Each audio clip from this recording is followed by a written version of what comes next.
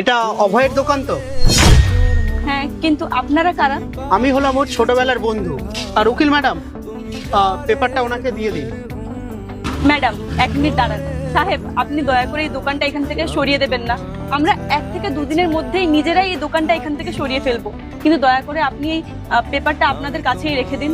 আরে আপনি চিন্তা করবেন না, আমরা এই দোকানটা এখান থেকে সরিয়ে ফেলার জন্য আসিনি এখানে। আর উকিল ম্যাডাম, আপনি একটা কাজ করুন, এই পেপারটা ওনাকে দিন আর আপনি এই পেপারে সই করুন। সাহেব দেখুন, এখন আমার স্বামী এখানে নেই। উনি যখন আসবেন আপনি ওনার সাথে কথা বলে নেবেন। আমি কি করে এই পেপারটাতে সই করে দেব? কিন্তু দয়া করে আপনি এই দোকানটা এখান থেকে সরিয়ে দেবেন না। আমি তো আপনাকে বলছি যে 1-2 দিনের মধ্যে এই দোকানটা এখান থেকে সরিয়ে দেব। আপনি এটা কেমন ধরনের কথা বলছেন? আমি আপনাকে কি বললাম, আপনি একটু বোঝার চেষ্টা করুন।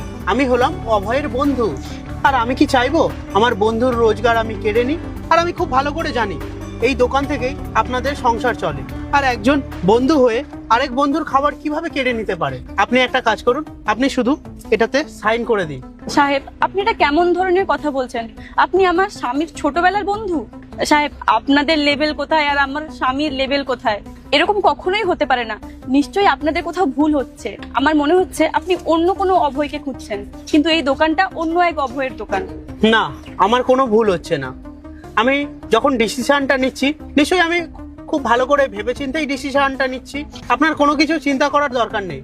এটা হলো আপনার বাড়িরই পেপার, আপনি শুধু এই আপনার বাড়ির পেপারে সাইন করে দিন। কি বললেন সাহেব? আমাদের বাড়ি? আমাদের বাড়ি তো এর পাশেই। আমার মনে হয় না যে এটা আমাদের বাড়ির কাগজ হবে। এটা কখনোই হতে পারে না।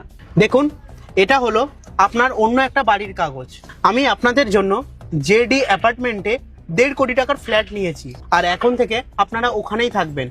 আর সেই খবরটাই আমি আপনাদেরকে দিতে এসেছিলাম। আপনি এটা নিন আর সাইন করে দিন। সাহেব, আমি তো কোনো লেখাপড়া জানি না, আর এটাতে কি লেখা আছে আমি তো সেটা পড়তেও পারবো না। আমি আপনাদের বলছি, আমাদের বাড়ি এই সামনের বস্তিতে। এই পেপারটা আমাদের বাড়ির পেপার হতেই পারে না। আপনি একটা কাজ করুন, এই পেপারটা আপনি ফেরত নিয়ে নিন। এইসবের আমাদের কোনো দরকার নেই। ম্যাডাম, এই নিন। হ্যাঁ, আমি বুঝতে পারছি আপনি আমার কথা বুঝতে পারছেন না, কেননা আপনি তো আমাকে চেনেন না। কিন্তু আপনি একটা কাজ করবেন, এই পেপারগুলো আপনি অভয়কে দেখাবেন, তাহলেই ও সবকিছু বুঝতে পেরে যাবে। আর অভয় আসলে আপনি অভয়কে বলে দেবেন ওর জন্য জেডি অ্যাপার্টমেন্টে ফ্ল্যাট নেওয়া আছে। ও সবকিছু বুঝতে পেরে যাবে, আর এর মধ্যে অ্যাড্রেস রয়েছে। আর একবার ওকে গিয়ে ফ্ল্যাটটা দেখে নিতে বলবে, আর যখন ওর পছন্দ হবে তবেই ওই ফ্ল্যাটটা আমরা কনফার্ম করব।